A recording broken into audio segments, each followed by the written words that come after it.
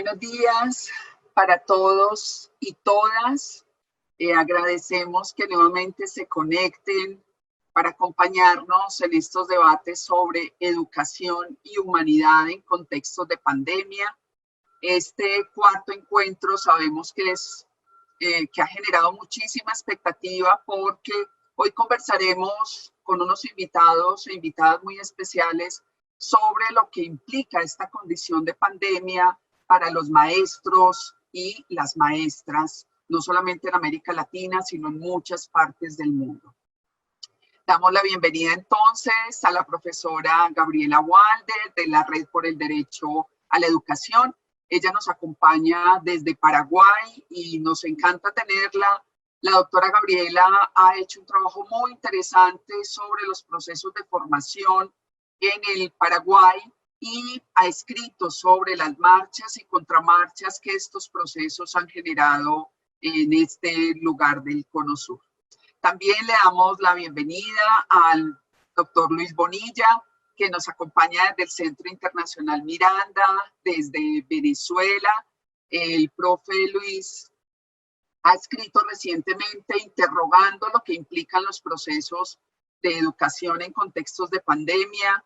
Sus textos también, como los de la doctora Gabriela, los pueden encontrar en acceso abierto. Y bueno, les invitamos a que los lean porque realmente son bastante estimulantes para pensar este tema que hoy nos convoca. Y nos acompaña desde Argentina el profesor Pablo Imén. Doctor Pablo, bienvenido. El doctor Pablo también ha escrito bastante sobre los procesos de resistencia y emancipación de los docentes y lo que implica emprender esos procesos de lucha desde los contextos educativos.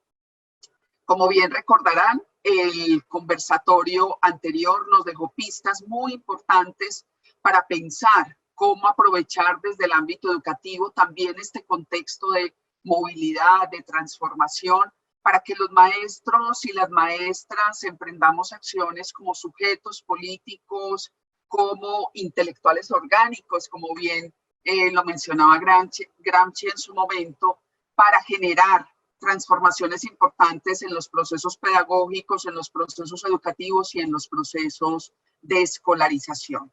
Así que bienvenidos y bienvenidas sean todas. Le damos la palabra entonces al profesor Luis Bonilla, que nos acompaña desde Venezuela. Profesor Luis, bienvenido. Muchas gracias, querida Alexandra. Un saludo a las autoridades de la Universidad de Antioquia, a Edgar, a Pablo. ¿Cómo estás, Pablo? A Juanpa Garcés, a Juan Felipe, a todos los compañeros docentes que nos siguen de distintos lugares del continente. Tenemos conectados acá en el 64 compañeros, además de los que nos están siguiendo en el Facebook. Informo que vamos también a retransmitir desde el Facebook de Otras Voces. Bueno, agradecer la oportunidad de poder reflexionar, de darle continuidad a este debate que sabiamente ustedes iniciaron, indicándole primero que la primera cosa que hay que erradicar es la idea de crisis educativa. Por la propia palabra crisis, el neoliberalismo en los últimos años a partir de la cultura educativa. Es decir, desde los 70 del siglo XX comienza a haber un conjunto de iniciativas dentro de la cultura evaluativa que tuvieron dos grandes aristas, calidad y pertinencia.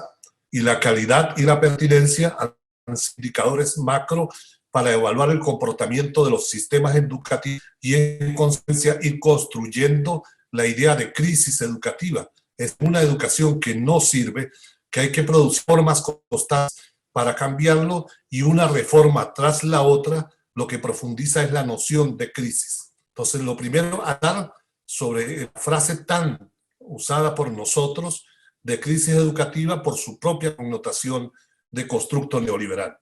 Segundo, decir que la escuela estaba en crisis de la pandemia del COVID-19, porque ahora pareciera que la tensión es entre virtualidad y presencialidad, pasamos a la escuela presencial como si la escuela presencial, como si tuviera todo resto y tendríamos que volver a ella como alternativa ante la virtualidad sin mayores cambios. La escuela anterior a la crisis de la pandemia tenía problemas. Ahora bien, ¿por qué tenía problemas que no podíamos entender desde las alternativas y que incluso el neoliberalismo la profundizaba para destruir el concepto público que hoy tenemos, y sobre todo presencial? Porque desde la perspectiva clásica de las alternativas, decíamos que la escuela era una escuela capitalista o una escuela que fomentaba la ideología capitalista, pero visto en la lógica de la segunda revolución industrial. Tenemos un serio problema antes de la pandemia y lo seguimos teniendo en buena parte de los análisis porque seguimos analizando en buena medida a la escuela de la primera y segunda revolución industrial sin entender el impacto que tiene la aceleración de la innovación en la educación misma y el papel de la educación, incluso pensado de alternativas. Y eso tiene que ver respecto a cómo vemos la escuela. La escuela la vemos como un espacio de acceso al conocimiento, de democratización del conocimiento, como un espacio para acceder a los bienes públicos que son negados por una sociedad de clases, de división de clases. Pero si nosotros no somos capaces de entender esa mutación, no podemos comprender la idea de crisis que instaló en la década de los 70. Hoy no vemos esta crisis educativa, en la lógica neoliberal, en una desactualización. Duele decirlo como maestro. Yo fui 18 años maestro de primaria, 8 de ellos maestro de primer grado, y debo decir con enorme emoción que hoy buena parte de los contenidos que se dan en la escuela se corresponden mucho más al paradigma de la revolución industrial y aún peor aún cuando estamos en la cuarta revolución industrial. Entonces, el papel democratizador de la escuela que tenía para llevar el conocimiento de, entre comillas, a los sectores populares excluidos de siempre, hoy está en tensión, está en tela de juicio. Eso previo al COVID-19. Pero es que el COVID nos agarró con unas cifras terribles de exclusión. En una sociedad mundial que de 1.500 millones de habitantes, otros más de 8.000 millones, 1.300 millones de seres humanos no tienen acceso a la electricidad.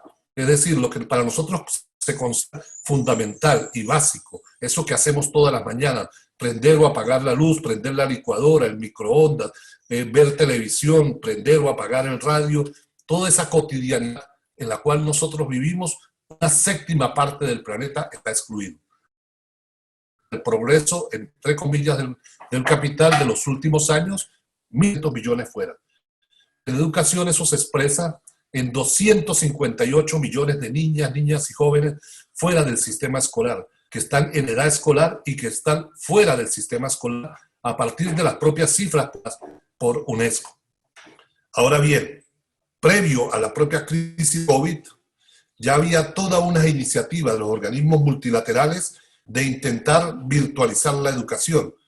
En el año 2016 yo recorrí señalando el riesgo de que ocurriera un apagón pedagógico global que tenía que ver con la ruptura de la escuela presencial y el inicio de un proceso virtual planetaria. Luego del 2017 visité buena parte de América Latina señalando al respecto. Y no se trataba de una aseveración temeraria, sino fundamentada en lo que ya venía formando los organismos económicos internacionales, especialmente el Banco Interamericano de Desarrollo, quien señalaba en un documento en especial denominado Invertir la pirámide del aprendizaje, en el cual planteaba que dado el desarrollo de la innovación tecnológica y dado la experiencia incluso positiva, ustedes deben conocer un profesor, siempre se me olvida el nombre, el profesor Colombo, grabado unos videos de educación y que se habían vuelto virales, que para este momento, 2015, tenía más de 1 millón de visitas, decir que esa experiencia era la que debería modelar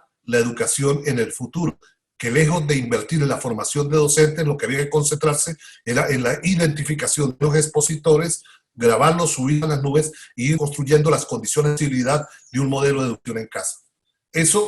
Ese documento pasó casi inadvertido en el debate pedagógico latinoamericano, pero la llegada al poder del CEPRON, quien colocó al frente de su despacho, el Departamento de Educación, a la señora Betsy Devos, quien venía más de 10 años trabajando en una fundación que promueve el modelo de educación en casa, señalando con fuerza que no se justifica que los gobiernos inviertan lo que hacen en formación docente y en escuelas, cuando hoy el desarrollo tecnológico puede formularse a través de un modelo de enseñanza en casa. Ella lo justifica para sostener los valores de la moral norteamericana, valores éticos, acusando a la escuela de ser un factor de distorsión de los mismos. Bueno, esta situación tiene un correlato con la inversión que hicieron a partir del 2015 las grandes transnacionales de los contenidos educativos, señalando solo algunas, Pearson Education y Google, en la generación virtuales.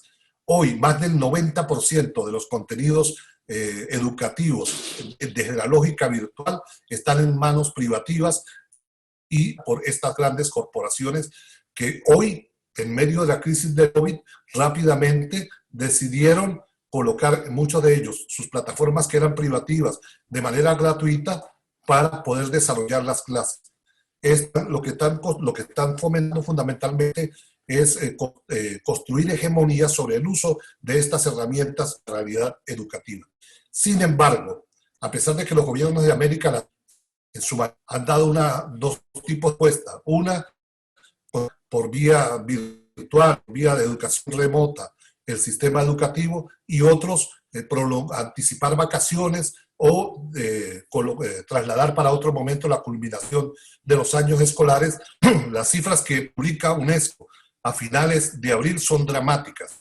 De 1.730 niños y niñas que hoy están fuera del sistema educativo, 800 millones de ellos no tienen un computador y más de 700 millones no tienen acceso a Internet. ¿Qué está diciendo con este documento la UNESCO? Que de los 250 millones de niños que permanecían fuera del sistema educativo antes de la crisis del COVID, hoy tenemos de que esa cifra se multiplique a 1.000 millones de niños y niñas fuera del sistema educativo. Por eso yo en un artículo reciente escribí que había que hablar de los desaparecidos y los torturados de la educación, porque hoy hablamos de que estamos intentando cobertura a los niños, niñas, pero quiere hablar de cuánto es la cobertura y qué pasa con aquellos niños y niñas, cuál es la cantidad que está quedando fuera. Solo este informe de UNESCO es el que dramáticamente nos dice que la mayoría o más de la mitad de los niños en el mundo no tienen acceso a ninguna de estas plataformas. Se adiciona el hecho de que los docentes no fueron formados en los últimos para desarrollar acción en esquemas virtuales, en modelos de educación virtual. De hecho, de países como Panamá, la única formación que había dado era para enseñarlos a manejar Word, Excel, PowerPoint.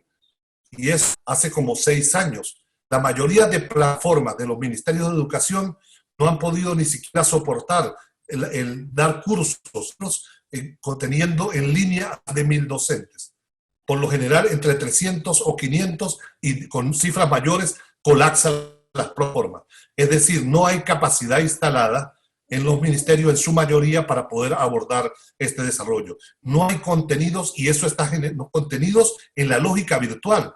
Y entonces lo que está prevaleciendo es el paradigma de la televisión educativa. Lo que estamos haciendo es como si estuviéramos en los 70, hacer una grabación, mandar textos como si fuera televisión remota educativa. La comprensión de lo que significa la interactividad, la imagen, la conexión de mensaje corto que implica toda la educación virtual es poco trabajo en la actualidad, y eso está en los niños y niñas de tareas que los informes que me llegan a mí de Puerto Rico, de Panamá, de Argentina, de Venezuela, son en muchos casos de niños y niñas que pasan 5, 6, 7 días haciendo tareas mecánicas, o sea, copiando y respondiendo en un modelo que no tiene que ver con aprender a pensar, sino fundamentalmente en la repetición. Ahora, ¿esto es culpa de los docentes? Para nada. simplemente no fueron formados para esa nueva realidad. El desafío que tenemos, con esto voy cerrando, en esta primera intervención, el desafío que tenemos es abrir una discusión profunda sobre lo que implica lo nuevo, porque ¿qué logró el neoliberalismo en solo un mes y 2 semanas? La tensión entre educación virtual y educación presencial. Hoy el debate es presencial versus virtual. En solo un mes, en febrero, esa discusión no estaba planteada en el mundo y se logró instalarla, y nosotros pareciera que queremos en muchos casos volver a la vieja escuela, a la escuela de educación frontal, la escuela que nos da garantías, pero esto no es, repito, no es un problema de los docentes, es un problema del sistema, y yo considero que el sistema, sobre todo desde la perspectiva neoliberal, no va a hacer mucho para resolver eso, porque hoy, en medio de la económica, el presupuesto dedicado a la nómina docente comienza a ser un botín de las grandes transnacionales, un botín que se pretende asaltar, planteando que los docentes están desactualizados, como ya se viene diciendo, que no están preparados para abordar la realidad, y cómo venden estos paquetes, estas plataformas, y comienza una disputa de puesto. Es decir, está la posibilidad de una precarización salarial, de una desinversión en materia educativa para hacer transferencia a las grandes corporaciones. Este es un debate, mi idea final, sobre las implicaciones de un modelo educativo emancipador y liberador en el marco o de emerger de la cuarta revolución industrial, para poder entender que hay mucho, las educaciones populares pueden jugar un papel protagónico a través de toda su tradición en la escuela, la educación y la propia formación de las maestras y los profesores. Profesor Luis Bonilla, muchísimas gracias. Nos dejas pistas muy importantes para el debate. Quiero señalar una en particular, el llamado a lo que se ha llamado la estrategia del homeschooling como un proyecto moral frente a la educación, de reinstalar los valores conservadores a partir de una perspectiva de la familia como un núcleo fundamental. Creo que ese es un debate bien importante, porque es un debate que se pone en profunda tensión con lo que implica el control de la libre cátedra y de las posibilidades que tenemos los maestros y las maestras en el aula de clase, que ahorita quedan cooptados por las tecnologías y por las plataformas. Así que ahí tenemos muchísimo que conversar a continuación. Bueno, le damos la bienvenida a la doctora Gabriela Walder. Profesora Gabriela, bienvenida. La profe pertenece a la Red por el Derecho a la Educación. Nos acompaña desde el Paraguay y le damos la palabra. Muy buenos días a cada uno y cada una de ustedes. Gracias por la oportunidad de compartir este espacio. Brevemente haré referencia a lo que se siente como docente en la actualidad, sobre todo considerando la realidad de mi país, que es Paraguay, pero que en alguna medida creo que es similar a la de la mayoría de los países de Latinoamérica. La situación actual, creo, desenmascara, como ya decían tanto Alexandra como el profesor Luis Bonilla en la anterior presentación, la situación actual desenmascara la ausencia de una política educativa con perspectiva de derechos, se ponen en evidencia las desigualdades sociales, culturales, educativas, económicas que existen, sobre todo en Latinoamérica, y obliga a que aquellos países que nos tienen instalada una política de inclusión de TIC, a que elaboren y generen las condiciones para ello. También obliga a que se piensen en alternativas educativas que trasciendan a la escuela, y obliga por sobre todo a repensar el sentido de la escuela hoy. Pero como el blanco de todo esto es el docente. El docente es la persona que está atravesada por cada una de estas circunstancias, y es a quien ponen al frente de la carrera, que es quien debe sacar a flote los grados, los cursos de cualquier nivel, y esta carrera debe llevarse a cabo a cualquier precio.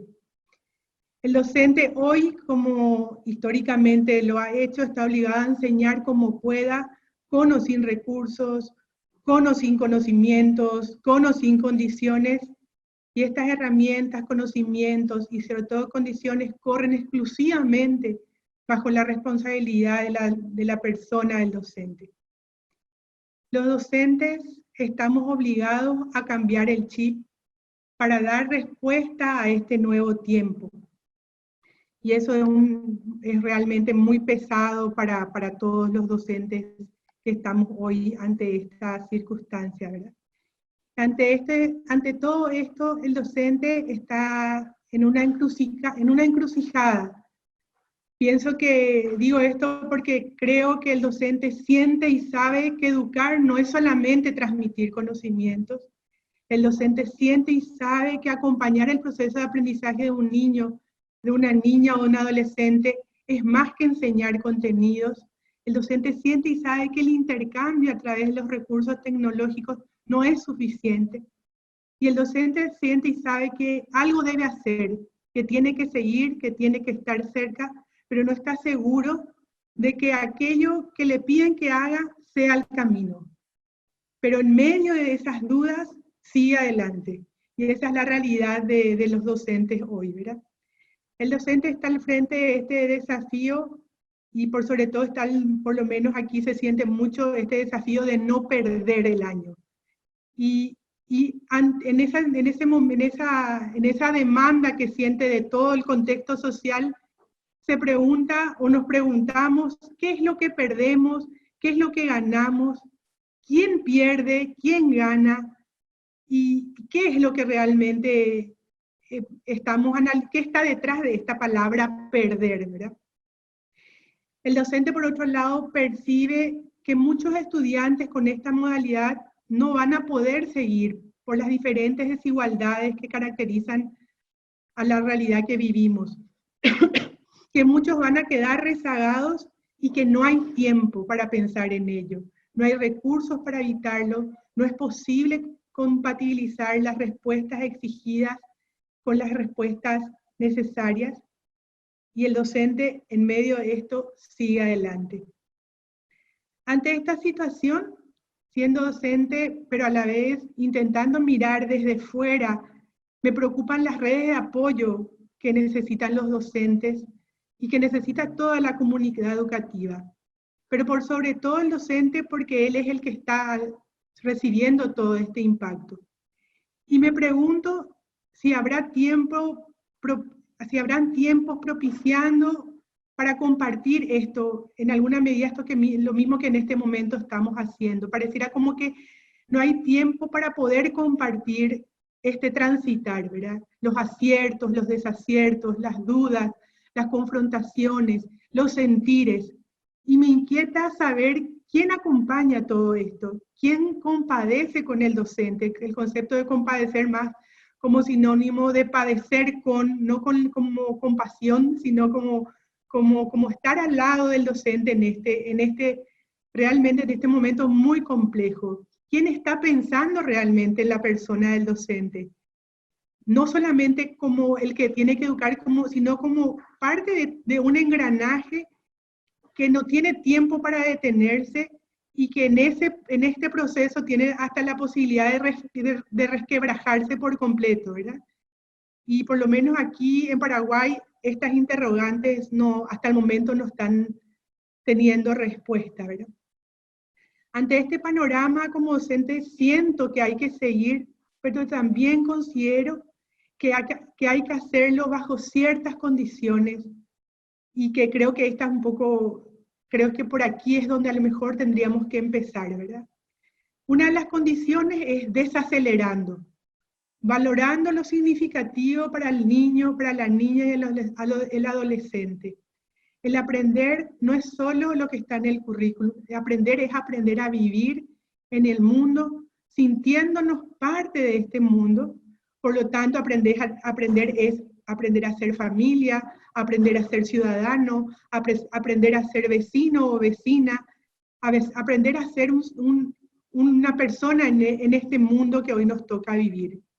Y esto supone ocuparnos como docentes y como sistema también, en propiciar sobre todo el contacto con los niños y las niñas con esta perspectiva. para mí es clave en este momento de pandemia el poder sostener el vínculo, que creo que es como lo central, que es como la huella que deja la escuela y la experiencia educativa en las personas, ¿verdad? Generando experiencias que no solamente nos permitan hablar de los contenidos, pero sobre todo compartir lo que estamos sintiendo, y sobre todo lo que están sintiendo los niños y las niñas y nuestros colegas que están pasando esta misma experiencia. También creo que es una enorme oportunidad y es importante valorar los recursos educativos locales, en poder entender y realmente empezar a dar lugar a que la comunidad se constituya en comunidad educadora, visualizando y fortaleciendo y conectando recursos educativos que rodean a esa escuela o esa comunidad educativa. Creo que también cuando hablamos de espacio educativo estamos también incluyendo a personas, organizaciones, medios, y entender que lo educativo trasciende la escuela y que también mejor es importante empezar a entender lo educativo como un tema de todos. Por otro lado, me parece muy importante en este desafío de qué hacer para adelante, es clave reconocer la diversidad. Mi percepción es que nada está escrito, todo se está escribiendo en este momento, porque todos los países en alguna medida, o gran parte de los países, están ensayando alternativas, y ahí es clave tener alertas, un poco en la línea de lo que decía Luis, para que no nos absorba o nos chupe, por decir, el sistema, sino para realmente construir esa alternativa que como docentes sentimos que es la que hay que ir compartiendo, pero creo que eso se va construyendo a través de esto que les señalo, que es el compartir, ¿verdad? Aprender unos de otros, rompiendo límites impuestos por las circunstancias, y trabajar como, sobre todo, como una humanidad para poder construir nuevas formas de aprender y por sobre todo nuevas formas de vivir. Este planteamiento que comparto con ustedes, lo impactante para mí es que está totalmente ausente de los medios masivos de comunicación, por lo menos aquí, ¿verdad? En general, lo que se discute en los medios es sobre todo si la evaluación, el currículum, la pérdida, pero es muy pequeño, o son muy pequeños los espacios, que a veces se reduce a veces a las redes sociales, que no tienen necesariamente, no, es como ficticio que llegan a todas partes, pero realmente llegan a grupos otra vez reducidos, y entonces todo esto no está como discutiéndose en la actualidad. El discurso como de los medios, como le decía, está centrado en las horas de clase, en la calidad de enseñanza, en esta disputa si lo virtual o lo virtual o lo presencial es mejor, en la promoción, en la evaluación, pero no hay una discusión de fondo que aborde temas como los señalados. Y ante todo esto tengo como una enorme interrogante, que es ¿dónde se discute todo esto? ¿Quiénes discuten todo esto? ¿Cómo propiciamos esos espacios de discusión para que realmente podamos aprovechar esta situación de crisis para no volver a esa normalidad que nos están diciendo que tenemos que volver, ¿verdad? Y entonces creo que este tipo de discusiones hay que pensarles en diferentes planos, y por sobre todo en la comunidad educativa en la que cada uno y cada una de nosotros está inserto, con nuestra sociedad. Y es sumamente importante y aprovechar esta oportunidad para preguntarnos qué nos está pasando como mundo y qué es lo que tenemos que propiciar para que este mundo no siga siendo el mismo, sino realmente empieza un proceso de transformación necesario, apoyado principalmente en los derechos humanos. Eso es lo que quería compartir con ustedes. Muchas gracias. Gabriela, muchísimas gracias. Resaltar de tu participación, un tema que ha venido cobrando muchísima fuerza en estos conversatorios es la idea del cuidado, de las pedagogías y las éticas del cuidado como posibilidad de restaurar el tejido social, darle un nuevo lugar a la comunidad educativa como conjunto de organizaciones, agrupaciones, personas, vecinos, relaciones que permiten abrazar la escuela y protegerla en momentos tan complejos como estos. Muchas gracias, Gabriela. Pablo, le damos la bienvenida a Pablo Imén, de Argentina. Pablo, muchísimas gracias por conectarte hoy con nosotros. Te damos la palabra.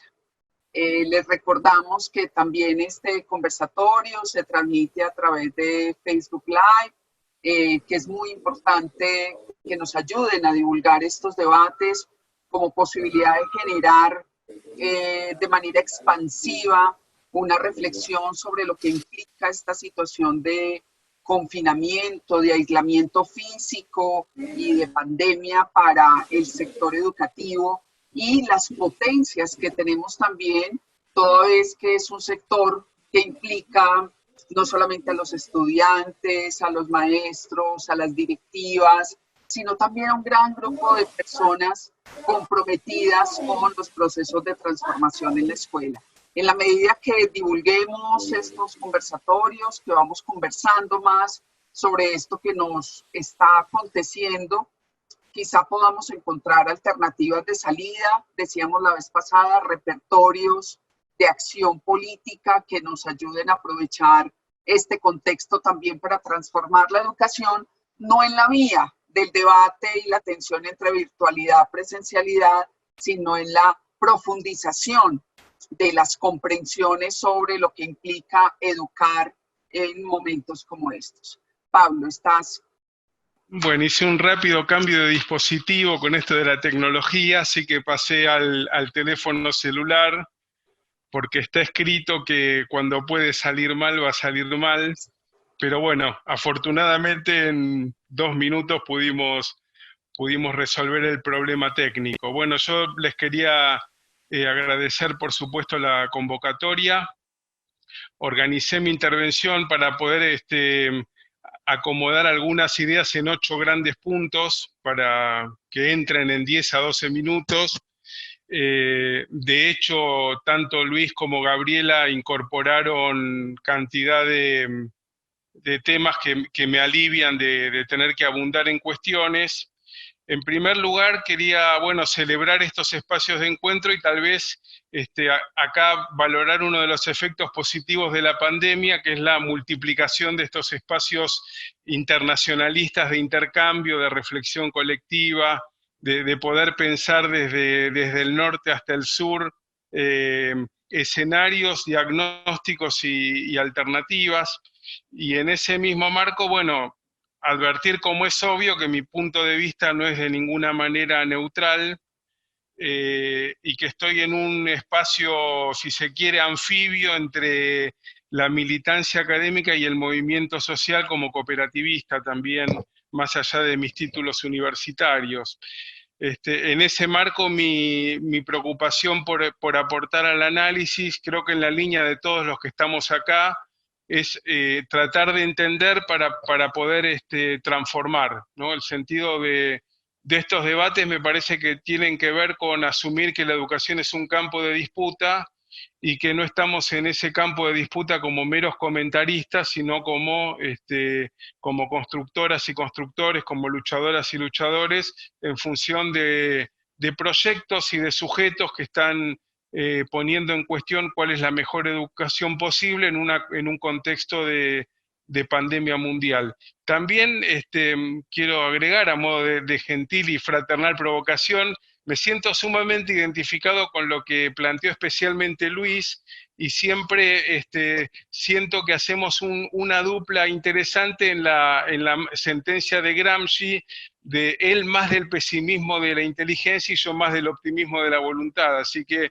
espero que esta articulación de énfasis nos permita llegar a conclusiones para dar batallas más eficaces, ¿no? No le estoy viendo la cara a Luis, la tengo a Alexandra ahí en pantalla, pero escuché su sonrisa, así que... el tercer punto que quiero nombrar de los 8 es que la pandemia está siendo, a mi juicio, un duro pero muy potente dispositivo pedagógico, y la experiencia de la pandemia mundial pone en evidencias muy claras los límites infranqueables del neoliberalismo, que pone incluso en riesgo la continuidad de la especie. A tal punto es así que El house organ del capitalismo de casino, el Financial Times, dijo hace una semana en su editorial, o sea, estoy hablando del diario que representa los intereses del capital financiero mundial, dijo, será necesario poner sobre la mesa reformas radicales que inviertan la dirección política predominante de las últimas 4 décadas. Los gobiernos tendrán que aceptar un papel más activo en la economía. Deben ver los servicios públicos como inversiones en lugar de pasivos y buscar formas de hacer que los mercados laborales sean menos inseguros. La redistribución volverá a estar en la agenda, los privilegios de los ancianos y ricos en cuestión. Las políticas hasta hace poco consideradas excéntricas, como los impuestos básicos sobre la renta y la riqueza, tendrán que estar en la mezcla, ¿no? Con esto me eximo de advertir que estamos llegando a un punto de inflexión en que el proyecto civilizatorio neoliberal está en cuestión y, por supuesto, la alternativa de salida desde el capital va a ser intentar continuar el capitalismo por otros medios, y quienes aspiramos a un sistema humanista, justo, igualitario, diverso, tendremos que disputar por construir una alternativa. El cuarto punto, que bueno, lo mencionó tanto Luis como Gabriel, es que esta situación de pandemia pone en evidencia cuestiones críticas que ya existían y que en verdad nos veíamos desafiados como colectivos docentes a dar una respuesta a un proyecto civilizatorio que es el neoliberalismo y que tiene un capítulo político, educativo y pedagógico, ¿no? Luis lo argumentó muy bien con su categoría de apagón pedagógico. Básicamente hay una idea sustancial, y es que está ocluido cualquier debate acerca de las preguntas fundamentales de la educación. ¿Para qué educar? ¿Cómo educar? ¿Qué enseñar? ¿Quiénes enseñan a quiénes y para qué? Entonces, es un segundo rasgo que plantea Luis en sus textos y en sus discursos, es la centralidad de la tecnología como dispositivo pedagógico, y en tercer lugar, y junto a eso, la descalificación del trabajo docente, del trabajador docente, de las instituciones educativas y del sistema educativo, abriendo cauce al homeschooling y otras formas de privatización educativa que el Banco Mundial, por ejemplo, argumenta diciendo lo importante es que los educandos aprendan y no tanto ni cómo ni dónde se enseña, de manera que acá se abre entonces un escenario para disputar. La pandemia mandó a cuarentena el avance brutal de estas reformas neoliberales. En principio todo está en una anormalidad que se está abordando, me parece a mí, en cada país de una manera diferente, según sus propias tradiciones, sus propios colectivos, los matices de los propios gobiernos. Entonces, uno podría decir ahora, caracterizando y retomando cosas que dijeron Luis y Gabriela antes, que la suspensión de la normalidad generó nuevos escenarios y que por lo menos en el caso argentino está habiendo procesos muy interesantes y agotadores de ver cómo trabajar en contextos de pandemia, ¿no?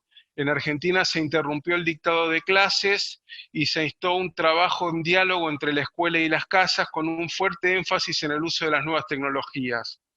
Por un lado, los docentes deben rotarse para asistir a las instituciones educativas para entregar bolsones alimentarios, y por el otro se va modelando y reconfigurando la relación pedagógica entre el docente y sus estudiantes, ¿no? En este marco, como sexto punto, enumeraría como elementos del escenario que, como bien se dijo, ni todos los niños y niñas, ni jóvenes ni adolescentes tienen acceso a Internet ni a computadoras, ni mucho menos, y que tampoco los educadores y educadoras gozan de la totalidad de los recursos necesarios, empezando por las computadoras, pero siguiendo además por la formación que implica el trabajo vinculado a la modalidad virtual. El Ministerio de Educación fue desplegando estrategias convergentes y complementarias, publicación de cuadernos y cuadernillos, el uso de radio, el uso de canales públicos para la transmisión de programas educativos. Los docentes y las docentes no están formados en la modalidad virtual, con lo cual deben inventar sobre la marcha, y entre las consecuencias de estas situaciones es la intensificación de los procesos de trabajo y la ampliación de la jornada laboral con todo lo que eso implica. En séptimo lugar, aunque la voluntad política existe por parte de los gobiernos y los colectivos docentes, hay que anotar algunos puntos de controversia que se están registrando en el caminar, por lo menos a partir de lo que ocurre en Argentina. En primero, hay una discusión que está bullendo por muchos lugares acerca de cuál debe ser el sentido del vínculo pedagógico en contextos de pandemia. Se empezó con la idea de que se trataba de que la escuela esté en la casa a través de la computadora y los diversos procesos desplegados hicieron ver que otro debía ser el contenido de esa relación, vinculado al acompañamiento de los niños, a recuperar lo que ya saben, a enseñarles lecturas de nuevas cosas, y por lo tanto hay un segundo punto de discusión que es cómo se va reconfigurando el proceso de trabajo docente y se ponen límites a los niveles de intensificación del proceso de trabajo. Un tercer elemento del escenario es la consecuencia bastante esperable del incremento de la desigualdad educativa, justamente por la cantidad de educandos que se quedan afuera de la computación, de la computadora. Y yo diría que casi el cuarto y anteúltimo es el desafío ligado a una disputa ya abierta sobre qué proyecto educativo y qué modelo pedagógico va a emerger después de la pandemia. Los sectores neoliberales se relamen imaginando universalizar el movimiento de homeschooling con un adecuado programa y un tutor eficaz que asegure aprendizajes funcionales a un mercado educativo. Nosotros tenemos que construir una alternativa pedagógica porque, como bien señaló Luis, muchos se resisten al neoliberalismo desde una defensa crítica de un pasado, de una escuela, que en líneas generales fue bastante reproductora. Y un último elemento del escenario es la revalorización social del colectivo docente, porque algo que se puso en claro en este nuevo lugar es la importancia de los trabajadores y las trabajadoras en todos los órdenes de la vida social, ¿no? Así como los supermercados no se atienden solos, la educación no puede existir por ahora sin los docentes, y por lo tanto de vuelta se vuelven a reposicionar como un actor importante de la educación. El último punto con el que voy cerrando es cuál es la perspectiva de la educación emancipadora. Bueno, se abre un campo de lucha como siempre estuvo abierto, y me parece que, bueno, en el marco de cambios profundos en la geopolítica del mundo, de la cuarta revolución industrial, de un mundo que está cambiando de manera acelerada, hay una oportunidad para pensar una educación emancipadora. Eso saldrá seguramente, existe desde hace tiempo movimiento y movimientos pedagógicos. En América Latina, en el 2011 se fundó el Movimiento Pedagógico Latinoamericano con participación de los sindicatos docentes. Ahí hay como dos tareas, me parece, muy importantes. La primera es recuperar el legado de las pedagogías que nos antecedieron, desde antes de Simón Rodríguez para acá, y en segundo lugar, recuperar las prácticas valiosas hoy, porque la educación emancipadora se construye a partir de las prácticas existentes. Ahí tenemos una labor muy importante para hacer cierta la frase del proscripto Paulo Freire en Brasil, que decía: la educación no cambia el mundo, pero cambia las personas que van a cambiar el mundo. Esa es nuestra tarea y para eso nos tenemos que preparar en los años que vienen. Con esto quería entonces cerrar mi intervención en esta parte. Gracias por la escucha. Muchas gracias, Pablo, por tu intervención, que nos anima a pensar muchísimas cosas, y yo quisiera comenzar este conversatorio mientras Viviana nos va contando qué preguntas hay, las intervenciones de nuestros invitados e invitadas. Uno es la advertencia sobre esta propensión a la virtualidad como salida a la crisis, pero también como un horizonte de transformación de la educación. ¿Cuál es la lectura que ustedes hacen del peligro que tiene la libre cátedra con la virtualización, el que la práctica pedagógica se tramite solamente a través de las plataformas ¿Cuál sería el peligro más inminente frente al ejercicio de la libre cátedra de los maestros y las maestras, toda vez que hemos asistido de manera bastante reciente a una estigmatización de la educación y de la práctica de los maestros y maestras como una práctica ideológica, como una práctica de formación de izquierda? Incluso en Colombia ha sido bastante recurrente esa crítica que los maestros están formando a los niños y a las niñas para una profunda crítica al Estado. ¿Cuál es la lectura que ustedes tienen de lo que puede pasar en términos de la libre cátedra docente? Quería decir que hay que problematizar también el tema de la libertad de cátedra. Yo soy de los que considero que con el currículo preestablecido se liquida cualquier posibilidad real de libre cátedra. Es decir, al maestro, a la maestra se le ha colocado el papel de administrador del curso y en consecuencia cada día libertad para actuar. Cada reforma educativa le añade materias, módulos, contenidos a un currículo que cada vez se hace más voluminoso y que en la práctica elimina cualquier rasgo de autonomía. Pero yo quería volver creo que es la esencia de tu pregunta. En el portal Otras Voces en Educación hicimos una encuesta que me parece significativo compartir los resultados. Una encuesta sobre la percepción de los docentes sobre la actual situación y su vinculación con el tema tecnológico. Esta encuesta la respondieron más de 3.000 educadores de casi toda la región. Llama la atención que la mayoría, es decir, el 45% de quienes lo respondieron, están en un rango de edad entre 36 y 50 años. Es decir,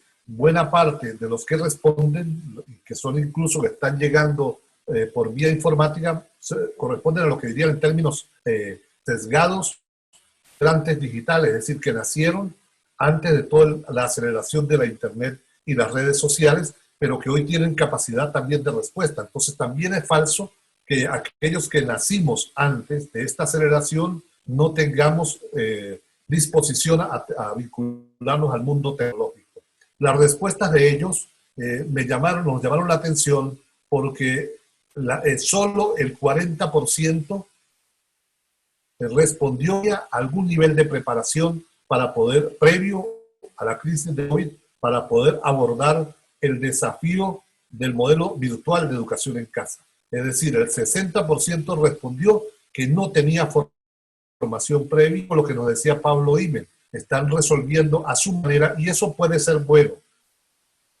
Pero como lo único son modelos de plataformas privativas, también se corre el riesgo de que sea el enfoque privativo el que comience a posesionarse en una educación que era pública. Cuando le preguntamos si tenían computador en casa, sorprendió la respuesta de este universo porque era cercano al 80%, incluso superior a las datas que daba With-RHOTS, que es la instancia encargada de medir la conectividad y el uso de computadoras en el mundo, que en el informe de febrero de este año señalaba que el país o la ciudad con más capacidad de computadoras es Hong Kong, con 72 computadoras, o sea, de cada 100, 72. Es decir, que no hay ningún lugar en el mundo en el cual el 100% tenga acceso a las computadoras. Sin embargo, en la encuesta, cercano al 80% tenían, pero el dato relevante es el otro 20% que están sometidos a la atención, pero que no tienen un computador para poder desarrollar clases virtuales. Cuando se les preguntó cuál es la disposición anímica para trabajar en educación virtual desde casa, el 52% respondió regular y va un 22%, es decir, igual, tiene que ver mucho con la anterior. Aquellos que no tienen computador, no tienen conexión, tienen poca motivación para hacerlo. Pero cuando se les preguntó sobre la capacidad de los ministerios de educación en cuanto a su infraestructura tecnológica, conectar contenidos para acompañar el proceso de educación virtual en casa, el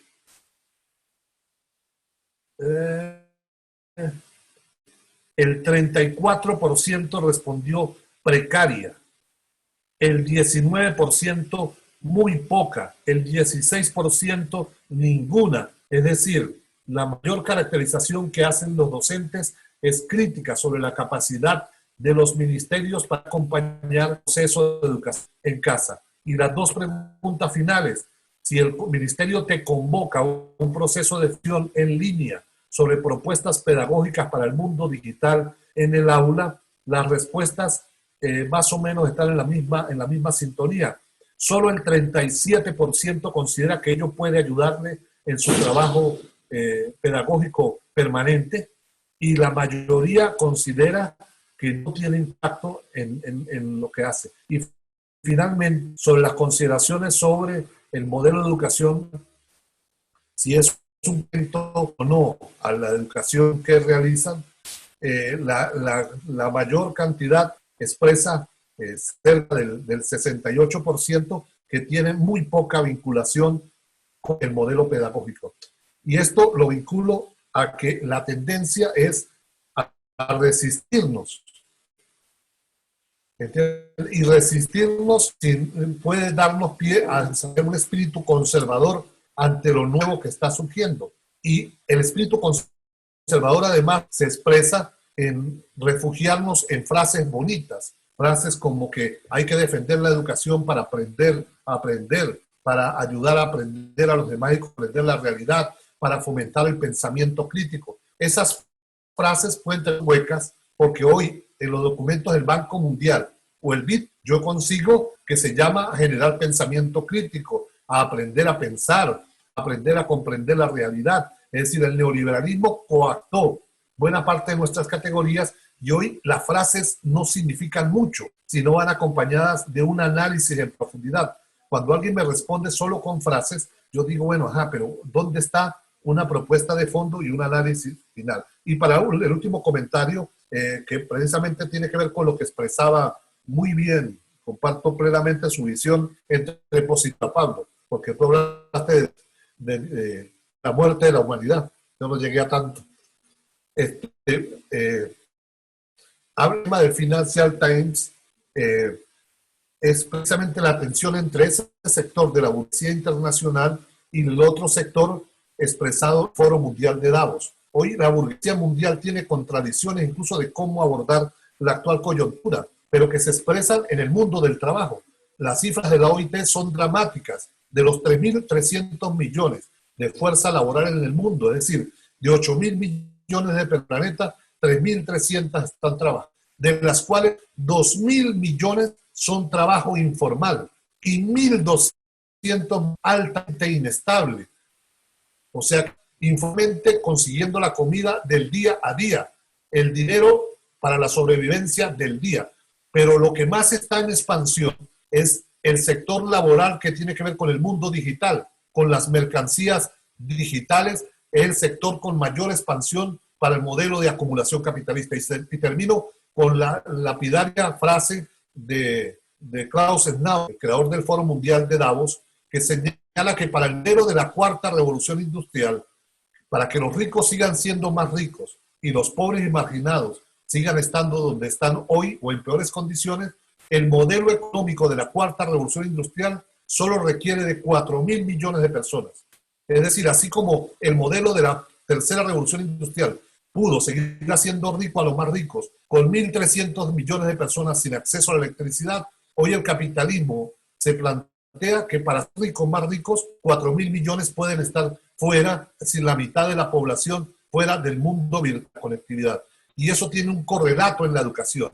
Por eso el dramatismo de las cifras de la UNESCO. Cuando la UNESCO dice que 800 millones de niños, niñas y jóvenes no tienen computadora y 709 millones no tienen ningún tipo de acceso a Internet, nos está diciendo que la mitad de la población escolar del mundo está quedando fuera. Y ese tiene que ver con la perspectiva del Foro de Davos, de la Cuarta Revolución Industrial, de dejar fuera a la mitad de la población. Bueno, creo que Luis hizo un análisis súper profundo de todo lo que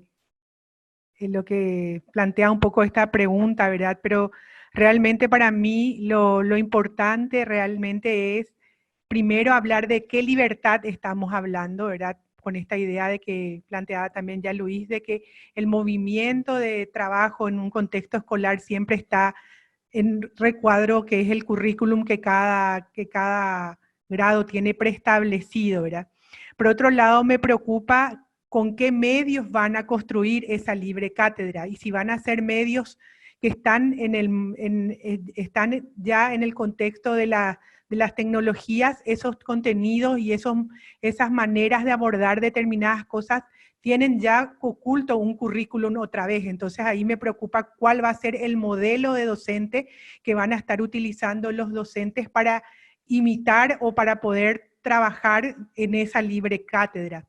Por otro lado, al menos en mi experiencia universitaria, esto de la libre cátedra es aparente, porque como tenés que en el caso de la universidad subir todo al Classroom otra vez, qué decís, cómo decís, o sea, hay un control permanente de tu práctica por las evidencias que tenés que subir. Entonces, yo creo que la palabra libertad queda pequeña frente a la cantidad de contextos de control que se van a dar, porque los recursos a los que uno accede tienen un control, la gente que tiene que ver lo que vos vas haciendo diariamente te controla, entonces no sé si hay una libertad, y realmente lo que creo es que fortalecemos un poco todo este modelo de la obediencia y de la sumisión a los que nos controlan para poder seguir adelante y mantenernos en esta carrera, ¿verdad? Entonces, para mí esta de la libre cátedra es más bien una señal de alerta, porque mientras no se vayan trabajando en construir herramientas adecuadas por un grupo de gente que renueve o por lo menos de otras miradas, el mundo que está ya establecido va a imponernos todo ese contenido, todas esas prácticas, todas esas clases enlatadas que van a facilitar la tarea, van a facilitar entre comillas la tarea docente, pero que al final reproducen un modelo que es el que estamos cuestionando o criticando. Ese es mi aporte. Un poquito de sal, ¿no? Porque me parece que el término libertad de cátedra es un término que tiene muchas implicancias y requiere discusiones muy profundas, ¿no?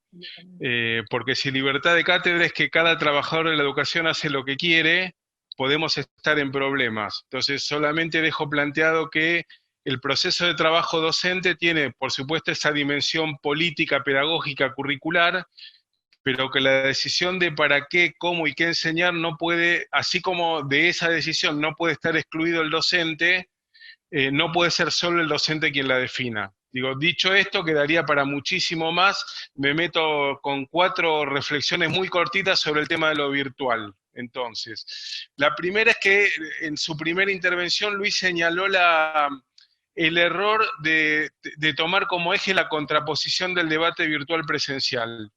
Uno podría caer en el presupuesto de que todo proceso pedagógico presencial es emancipador y democrático y todo virtual es enajenado y tecnocrático, y seguramente se va a encontrar con algunos grises, negros y blancos que van a dar cuenta de las contradicciones en esas modalidades de proceso. En segundo lugar, tomamos en cuenta el riesgo que implica que para la derecha neoliberal y tecnocrática la educación virtual es un dispositivo central de su proyecto pedagógico, y ahí no debemos bajar la guardia, pero esto lo contrapeso con la necesidad de pensar el uso de la computadora al servicio de un proyecto pedagógico emancipador. En la década del 50, Celestín Freinet escribió un libro sobre el papel de los medios audiovisuales en los proyectos educativos populares, ¿no? Y dice, muchos docentes se niegan a aceptar la radio, la televisión y el cine, pero eso está. Y por lo tanto la discusión es cómo ponemos eso al servicio de un proyecto pedagógico emancipador, y por lo tanto entonces retomo ahí algunas de las demandas del movimiento sindical docente en Argentina, que le dijo al ministro de Educación, vamos por este camino, pero necesitamos formación adecuada, plataformas que sostenga el Estado para que todos tengan acceso a eso y que todos sean incluidos en el derecho a la tecnología, etcétera, etcétera. Así que bueno, me parece que en todo caso el punto amerita ser discutido en un mundo en el que la tecnología va a tener un papel preponderante y donde además la educación virtual tiene algunos aportes para hacerle a cualquier proyecto pedagógico. Hasta aquí.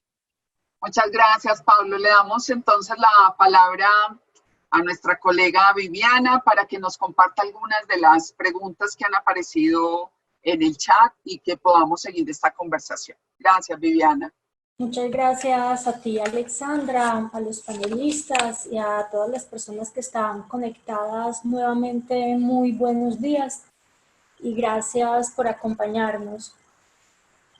Creo que los tres panelistas mencionaban la importancia hoy en este conversatorio de reconocer las diferencias. Y hay dos preguntas en el chat muy interesantes en ese mismo sentido. La primera tiene que ver con los maestros que trabajan en comunidades indígenas que ya de por sí tienen unas condiciones de vulnerabilidad y precarización de la vida particulares, entre ellas hoy mucho más agudo y visible el que no tienen conectividad, que su prioridad es vivir, alimentarse, la educación pasa a un segundo plano, y entonces la persona que pregunta, que es María del Rosario, pide sugerencias para responder a esta particularidad, y yo quisiera agregar a esta petición de sugerencias qué análisis ustedes pueden hacer de la situación de los pueblos y las comunidades indígenas en esta situación de pandemia. Y también hay otra pregunta, ella es Adriana Suárez y tiene inquietud en torno a qué está pasando con la educación rural, porque en estos debates pareciera que lo rural y lo no rural es lo mismo y se mete como en el mismo costal. Entonces valdría la pena posibilitar la discusión en relación con esa distinción que podríamos hacer en torno a la ruralidad y la no ruralidad en épocas de pandemia. No sé, Alexandra, si continuamos en el mismo orden o lo quieren cambiar en el mismo orden. Vale, muchísimas gracias. Bueno, Viviana, por la interrogante. El debate sobre las comunidades indígenas ha estado presente durante este mes y medio en todos los foros en los cuales he participado como ponente y como escucha, y evidencia también una sensibilidad muy especial del mar. Pero también tenemos que partir que la situación del movimiento indígena es también diversa, no es una sola. Por ejemplo, la reunión de diciembre del año pasado, diciembre del 2019, de las mujeres indígenas, las mujeres mexicanas, con el movimiento zapatista, con el EZLN, a la cual fueron más de 5.000 mujeres para discutir las características de la emancipación indígena, de la perspectiva indígena. La sorpresa que me comentaban la mayoría de compañeras es que todas las mujeres indígenas tenían una tablet y estaban conectadas y estaban haciendo registros y discusiones. Es decir, hay un movimiento indígena, el zapatismo. El zapatismo es una realidad conectada porque siempre han utilizado el tema tecnológico. Pero hay comunidades indígenas en Venezuela, en mi país, en Colombia, que no tienen ni acceso a la electricidad, que no tienen acceso a los servicios básicos, que son profundamente excluidos. Y mi perspectiva para abordar esto es que también tiene que ver con las posibilidades de organización. Es quizás la primera tarea de organización a partir de sus propios contextos, de sus propias demandas. Y ahí los educadores populares, Marco Raúl Mejía tiene un trabajo hermoso en comunidades indígenas en Colombia, por ejemplo, la compañera Verónica del CID en Guatemala, con comunidades indígenas también trabajando desde sus propias realidades. Y yo me niego a creer que lo indígena también sea tensionado como mundo indígena versus virtualidad. Yo creo que lo que hay que plantear es como el mundo indígena ha sido profundamente marginado, explotado, segregado en el marco de una sociedad capitalista del mundo. Han sido buena parte de los grandes marginados del mundo actual. Y lo que surge con mayor fuerza en muchos de los debates indígenas es un viejo ludismo, aislarnos de todo lo tecnológico para salvarnos en el contacto con la naturaleza. Esa es una variable que está surgiendo. Y la otra, con mucha fuerza, es la de la conectividad como derecho universal. es decir, la conexión a Internet como derecho universal de los pueblos, incluidos los pueblos indígenas. Yo soy más partidario de la segunda. Me parece muy bonita la primera, ¿entiendes? Pero creo que también ese aislacionismo puede ser funcional al propio desarrollo de la exclusión. Entonces, ojo, hay realidades de construcción diferenciadas, cada una hay que trabajarla desde su propio contexto, desde su propia dinámica, y no caer en la trampa, desde mi punto de vista, de la tensión entre educación indígena versus virtualidad. Y en el segundo de los temas sobre la educación rural, yo fui maestro 18 años de educación rural y fui soy maestro para trabajar, fui formado en la pedagógica para trabajar en escuelas rurales. O el paradigma sobre el cual fui formado es la ruralidad como exclusión, como periferia de un modelo de desarrollo. La ciudad expresaba la punta, es decir, el desarrollo de la ciudad versus la marginación del campo. Pero es que también eso cambia. Cuando yo leo los últimos documentos del Centro Capitalista, es decir, los documentos del Banco Mundial, del BID, del Foro Mundial de Davos, del G8, pareciera que ahora el campo comienza a tener un interés en nueva reorganización capitalista. Incluso cuando Bill Gates plantea la posibilidad de acceso universal, que podría dar acceso universal a Internet, lo plantea con prioridad al mundo rural, priorizando al mundo rural. Es decir, en la lógica de la cuarta revolución industrial, pareciera que un interés es el mundo rural y que la ciudad o papel en la cuarta revolución industrial en el modo de producción capitalista. Eso desafía mucho del análisis y la lógica con la cual hemos cogido el discurso, pero claro, escapa a los límites del día de hoy. Solo simplemente lo menciono como inquietudes y por supuesto la educación rural en esta etapa como demanda alternativa forma parte de eso que dijimos para el mundo: acceso universal a la conexión, a los equipos, ¿entiendes?, a la computadora para poder estar en contacto sin que eso, ojo, signifique una alienación, que no sea para simplemente absorber la cultura dominante, sino como herramientas para construir conocimiento propio, divulgarlo y conectarse desde su propia realidad con el mundo. Muchas gracias, Luis. Profesora Gabriela. Bueno, creo que Luis planteó lo central para mí, ¿verdad? Que es esto de poder entender que el concepto de diversidad se aplica a ambos grupos, tanto al grupo indígena como al grupo rural. ¿En qué sentido? De que no hay un solo tipo de ruralidad o un solo tipo de comunidad indígena. Particularmente en Paraguay la diversidad es enorme entre una comunidad y otra.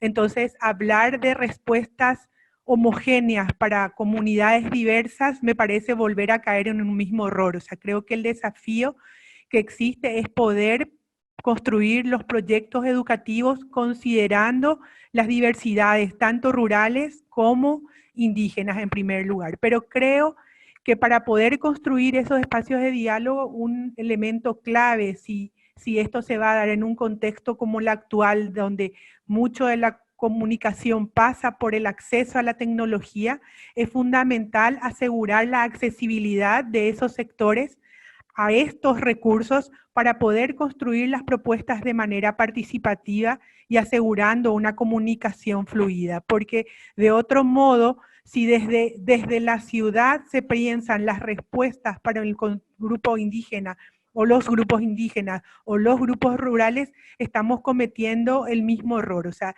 ellos tienen, cada uno de esos sectores tiene que ser parte de la construcción de ese proyecto educativo que se desea instalar en esa comunidad educativa y por lo tanto en ese proceso es fundamental poder, justamente como ya decía Luis, reconocer la diversidad de contextos, reconocer los recursos que se tienen, definir cuáles son los lineamientos, asegurando en todo momento la inclusión social, no favoreciendo a que se generen como una barrera más fuerte entre esos sectores y los demás sectores. Es fundamental asegurar que existan vasos comunicantes para ir construyendo y estableciendo lazos entre estas sociedades que representamos los diferentes sectores, ¿verdad? Y eso es lo que me parece fundamental, porque lo que no creo que debamos favorecer bajo ningún aspecto es a aumentar el nivel de exclusión y de aislamiento en que muchas de estas comunidades se encuentran por la condición en la que viven, pero tener en cuenta que eso no es similar en todas. Y entonces es fundamental partir de la singularidad para ir pensando en lo colectivo. Gracias, profesora Gabriela. Profesor Pablo. Bueno, a ver si puedo aportar alguna cosa a las valiosas intervenciones previas de mis compañeros, compañeras. Primero, tal vez sería interesante tener clara la diferencia entre diferencia y desigualdad, ¿no? Porque ahí a veces se ocultan detrás de las palabras problemáticas y núcleos de lucha diferentes, y entonces para el problema de la desigualdad vamos a volver a insistir una y otra vez de que es indispensable ligar la lucha pedagógica a la lucha política, porque estamos hablando de procesos de redistribución de la riqueza, del poder y del conocimiento, y ahí entonces no nos alcanza a compensar en el campo de la escuela, ni siquiera en el campo educativo, sino pensar en términos mucho más amplios y profundos. En segundo lugar, para aportar a lo mejor algo más a lo que se dijo, es que curiosamente en Argentina la Ley de Educación Nacional tiene un capítulo destinado a la educación intercultural bilingüe, donde plantea unas orientaciones muy interesantes, donde el currículum se construye en diálogo con la comunidad originaria, ¿no? Entonces ahí el docente tiene que, en términos legales, desarrollar su proceso de trabajo en diálogo con la cultura y construir un currículum a partir de articular estos intereses de lo específico de la cultura del territorio con contenidos nacionales que nos identifican por ser parte de un mismo país.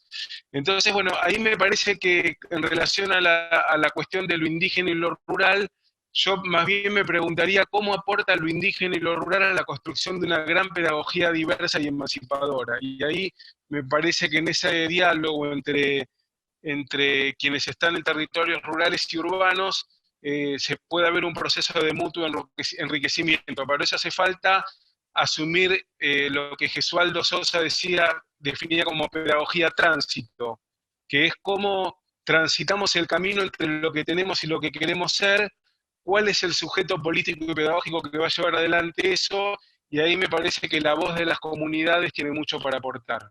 Hasta acá llego. Gracias, Pablo. Alexandra, estamos cortos de tiempo, pero no sé si te parece la última ronda con 2 preguntas más que hay en el chat. ¿Estás de acuerdo? Gracias. Hay otras 2 preguntas muy interesantes y quisiera ponerlas sobre la mesa. La primera tiene que ver con la manera en que ustedes pueden ayudarle y ayudarnos a todos a analizar la relación que existe entre la escuela y la familia en la situación de pandemia, teniendo como precedente que ya venían existiendo unas tensiones entre estos 2 actores. Es decir, me imagino, la pregunta es de Jorge Blandón, si es posible suturar esas tensiones o por el contrario se han agudizado un poco más precisamente por las formas en que estamos hoy educando. Y hay otra pregunta en relación, y creo, Gabriela, que tú lo mencionabas, todos lo mencionaban, pero tú hiciste mucho énfasis en tu exposición, la pregunta por el vínculo entre los maestros y los estudiantes hoy. ¿Cómo es posible pensar ese vínculo hoy? Si se modifica, si no se modifica, si debería modificarse o por el contrario, en la virtualidad debería intentar sostenerse lo que se venía entendiendo como vínculo. Entonces la idea es ampliar un poco más esa reflexión que ustedes nos pueden ayudar a hacer en relación con el vínculo. Entonces vámonos en el mismo orden, Luis. Gracias. Bueno, lo que pasa es que todo está revuelto, hablar de atención entre escuela y familia a ver qué tipo de escuela está familia. Resulta que de las últimas días ha mutado. ¿De qué familia estamos hablando? Todavía sigo leyendo en los textos escolares en buena parte de los países del mundo. Yo voy a todo recogiendo cuando voy los libros de texto para todos, porque geografía del sistema educativo.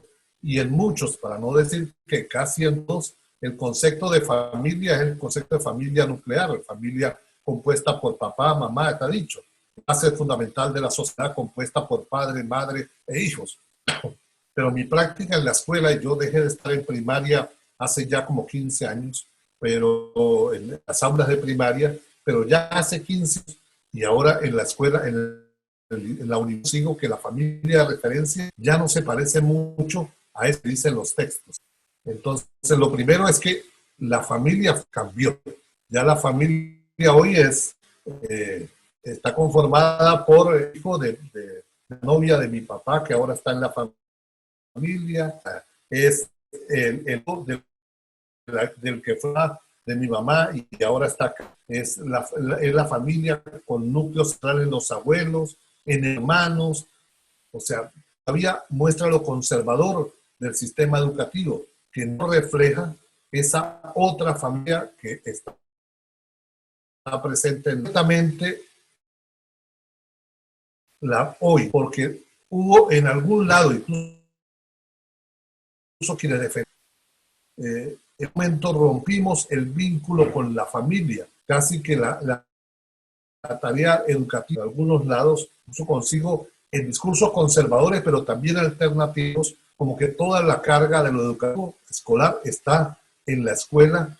En alguna medida se perdió el vínculo. Otras propuestas alternativas siempre se destacó el necesario vínculo entre la escuela. Resulta que la escuela que está desactualizada, hay que decirlo, hoy se puso en evidencia que la escuela tenía una desactualización tecnológica, no por culpa de los maestros, el sistema que había hecho desinversión en materia tecnológica y en la actualización de los y las docentes, tampoco está en capacidad de resolver una parte de eso. Y hoy, tanto los maestros, como bien explicaba probablemente Pablo, tienen la atención, sobrecarga de trabajo, la sobrecarga de resolver formados. Hoy la familia está en acción.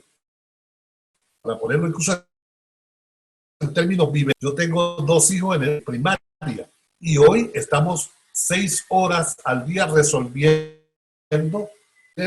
Mis hijos tienen 2 padres educadores que podemos estar apoyando, pero esa no es la realidad de la mayoría de familias. La mayoría de familias hoy tienen que resolver el tema de cómo sobreviven, de cómo con dinero para poder comer, y de manera les estamos diciendo que se conviertan en copartícipe de la formación. Lo que nadie dice o no suelen decir, el modelo de educación virtual también implica un tipo de personalidad para hacerlo solo, que solo una minoría puede hacerlo solo sin el acompañamiento, que el modelo de educación virtual requiere acompañamiento en la casa, acompañamientos de los padres, la mamá, el papá, los abuelos, quien esté cumpliendo esa función, tengan resuelto condiciones mínimas, y eso no es lo que está ocurriendo en América Latina. Y eso está siendo usado por el neoliberalismo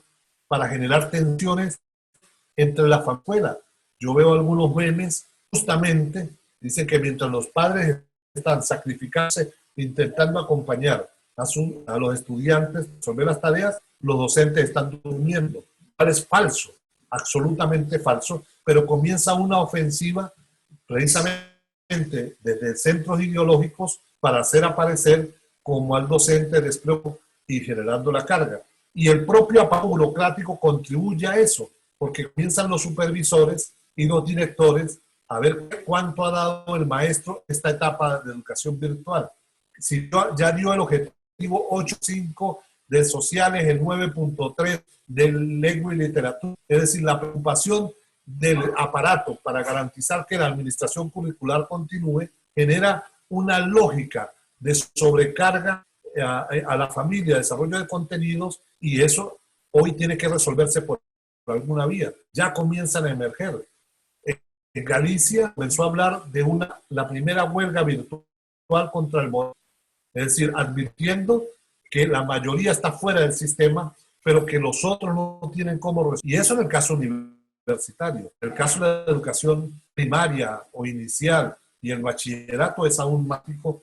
Entonces, hoy requerimos mucha paciencia comunicativa, explicar qué es lo que está ocurriendo y resolver el nudo para que la familia, al docente y a la escuela, como un elemento que hoy lo sobre en medio de una situación de sobrevivencia, por cifras de las que le hablé hace un rato, de 2.000 millones de personas con trabajo informal, 200 millones de personas en el mundo con trabajo informal altamente inestable, tienen un correlato en nuestra realidad, en nuestra cotidianidad, en las familias de nuestros estudiantes, que la mayoría están sobreviviendo en trabajos informales y que ahora en medio de la pandemia tienen que seguir el pan para alimentarlos y a la vez hacer un trabajo para el cual no estaban preparados. Y en lógica de las educaciones populares debe ser muy potente. Los docentes no solo tenemos que mandar trabajo a los muchachos, buscar a los padres en la nueva realidad. Y ojo, yo creo que llegó el momento de darnos y decir no más administración curricular. Quizás hoy lo que tenemos que acompañar a los niños que están, las niñas, en su casa es que conozcan su realidad, que vuelvan a reconocer la casa, porque la casa también es para los niños. La escuela tiene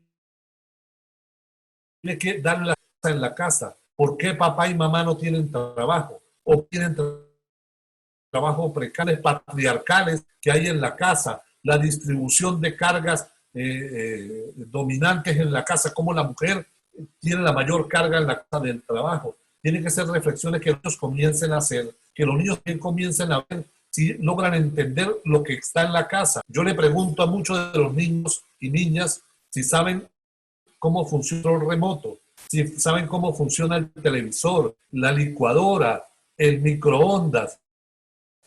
Tengo dificultad para que los niños me digan cómo funciona eso. Bueno, hoy quizás debíamos aprovechar la pandemia para que los niños conozcan el territorio en el cual están enclaustrados. Y finalmente, sobre el vínculo entre maestros y estudiantes, hay que romper con la lógica de los maestros como depositarios del saber. Hoy, en el aula de clases, el saber está distribuido y estudiantes. Y eso no es malo, eso es bueno. Hay cosas que hoy pueden saber los muchachos mucho más que nosotros. Lo que no es de pronto el muchacho, la muchacha, es darle ese conocimiento en función de la utilidad social. Hoy en clase yo puedo tener más del movimiento del corazón, porque sus padres, su capital de casa le permite tener acceso. La función del docente cambió enormemente, pero sin embargo, en febrero de este año, 2020, encontró una conservadora en contravía a lo que está ocurriendo. Un ejemplo, Monterrey. En todos los celulares, el uso de los celulares en el aula. La ciudad de Panamá, prohibido el uso de celulares. Madrid, prohibido. En Colombia, no sé cuál fue el destino de un proyecto de ley que pretendía prohibir los celulares en las escuelas. Es decir, los encontró más espíritu conservador en cuanto a la tecnología, porque resulta que los celulares que son de bolsillo de última generación y no sabemos usarla para el uso, para el trabajo en el aula, porque nada lo ha enseñado. Y ahí tenemos que hacer un proyecto un proceso de acción, de reeducar para usar esas herramientas tecnológicas en el aula. Y eso no es nuevo. En el 2012 la UNESCO publicó un manual incluso de cómo usar el celular para los procesos pedagógicos en el aula. La versión no fue permeada con la suficiente fuerza ni por los gremios, que en mucha medida y yo buena parte de los gremios con los que trabajo, la CENTE en México, ASOPRO en Panamá, el FUTEL, Sindicato Docente en Venezuela, por citar solo algunos, hasta antes de la pandemia, una actitud de defensivas tecnologías a las máquinas. Bueno, hoy tenemos que entrarle al tema, al debate, además vincularlo a proyectos emancipatorios, al que nos invita Pablo sabiamente. La falsa tensión entre virtualidad y presencialidad la tenemos que resolver con cómo la tecnología puede estar para continuar desarrollando proyectos emancipatorios en la escuela. Eso es. Finalmente, disculpen, quería saludar, antes que nos felicitar a Clark, no lo he escuchado mencionarlo, al Americano de Ciencias Sociales, que hace posible también la difusión de estos foros, y un saludo enorme a Nicolás Arata, que está también detrás de muchas de estas iniciativas. Por supuesto que sí, Luis. Muchas gracias a Claxo por toda su colaboración en este y en todos los conversatorios. Antes de darle la palabra a Gabriela, a mí me encanta celebrar estas preguntas tan agudas de los espectadores porque posibilitan respuestas tan agudas como las que nos están dando los panelistas. Profesora Gabriela. Bueno, en primer lugar, en respecto a la tensión entre familia y escuela, creo que esa tensión tiene como uno de sus cimientos las expectativas que se tienen tanto de la escuela respecto a las familias, como de las familias respecto a las escuelas, y en ambos casos tenemos como un prototipo de familia ideal y como un prototipo de docente ideal, lo cual no existe, y eso es lo que genera justamente una enorme tensión.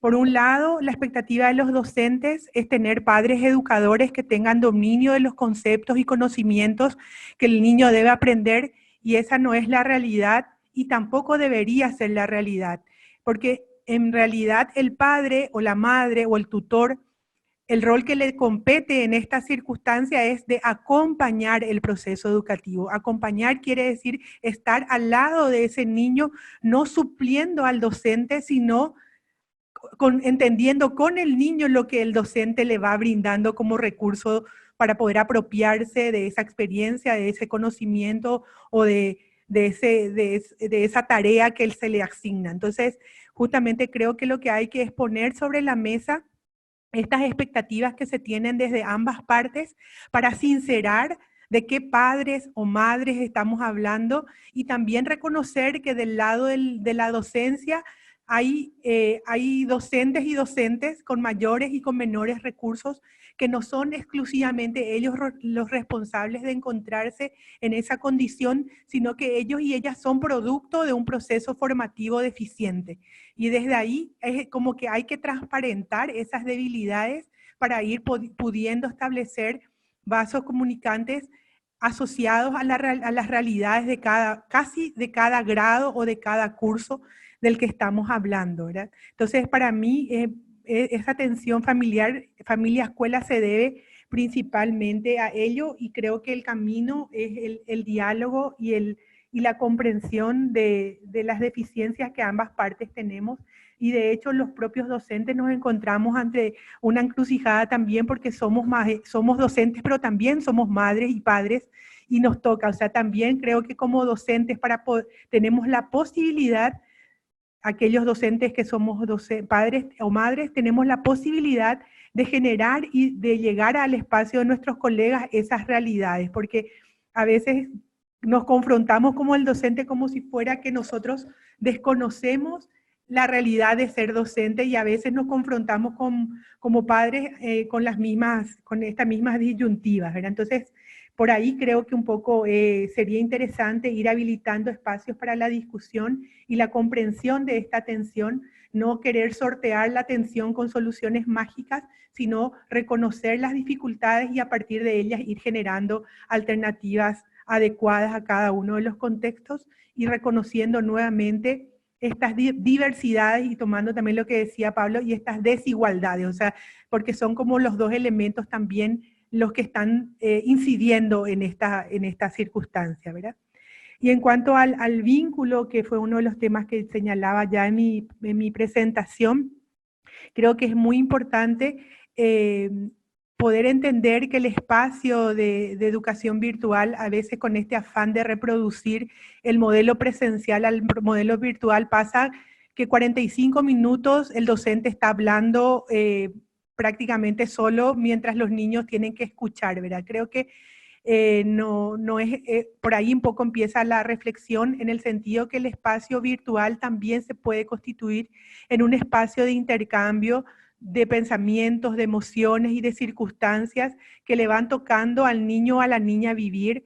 A veces no necesariamente este espacio virtual tiene que tomarse de manera colectiva, es posible también generar espacios singulares en donde el docente pueda conversar con el niño, porque no hay necesidad de cumplir esa carga horaria con tanta intensidad como estaba planteado, solamente como un espacio de transmisión de contenidos, porque nuevamente pongo lo que ya decía, que la escuela no es solamente un espacio de transmisión o de cumplimiento de objetivos académicos. La escuela tiene objetivos también que tienen que ver con el mundo afectivo del niño y la niña, y habilitar espacios pequeños donde el niño pueda expresarse, donde la niña pueda contar parte de esas emociones, parte de esa incertidumbre en la que vive, a lo mejor no en el espacio aula completo, porque ese es un espacio muy expuesto.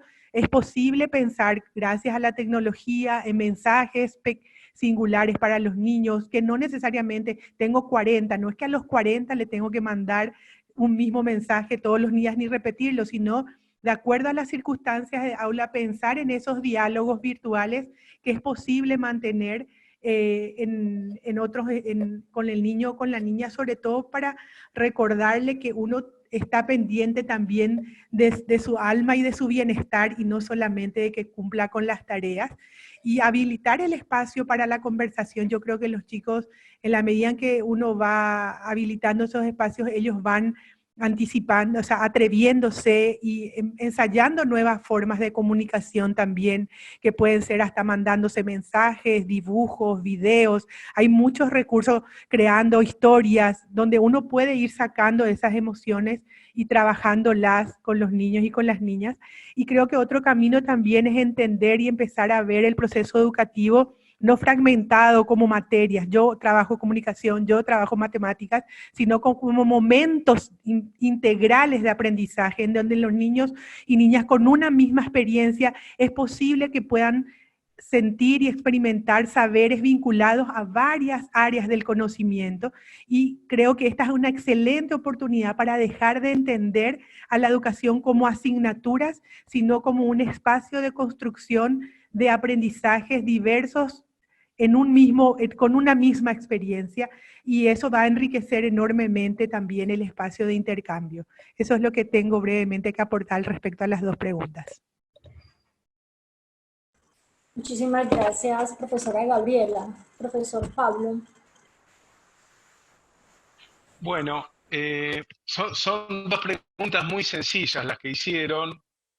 Una la relación escuela-familia y la otra relación docente-alumno, así que no sé si tengo 3 o 4 años para explayarme sobre los múltiples aspectos que implican estas preguntas, ¿no? Además, en contextos de pandemia, considerando la historia y además lo que va a ocurrir después. Con lo cual, me veo obligado a hacer un recorte sustancial de la respuesta, y a lo mejor poner la energía de la respuesta, yo diría como en 2 reflexiones lo más breve posible para no abusar de los tiempos tampoco. En primer lugar, se dijo por ahí, porque no es una frase que se me ocurrió a mí, que la pandemia exhibe lo mejor y lo peor de nosotros. Quiero decir que en condiciones de pandemia sale lo mejor y sale lo peor según los casos, y que ya preexistían a la pandemia cosas buenas y cosas horribles, tanto en experiencias del vínculo docente, educador, educando, como escuela-familia.